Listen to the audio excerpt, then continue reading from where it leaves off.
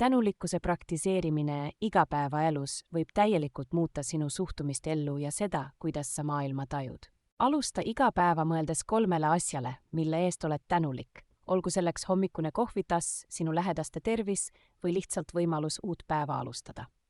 Kui keskendud sellele, mis sul juba on, mitte sellele, mida sa tahaksid, hakkad märkama rohkem õnnistusi oma ümber.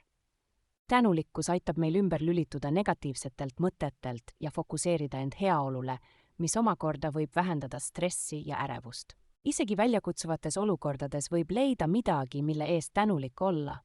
See võib olla õppetund, tugevus, mille oled omandanud, või inimesed, kes sind toetavad.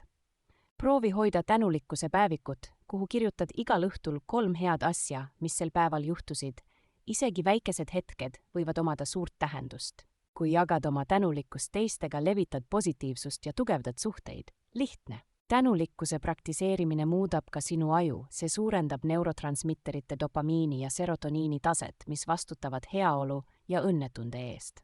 Keskendudes positiivsetele aspektidele muutub see lõpuks harjumuseks, mis kujundab ümber sinu vaate elule ja võimaldab sul märgata ilu seal, kus sa seda varem ei näinud.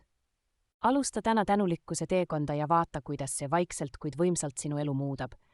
Sest tõeline rikkus seisneb selles, mida me juba omame, mitte selles, mille poole püüdleme.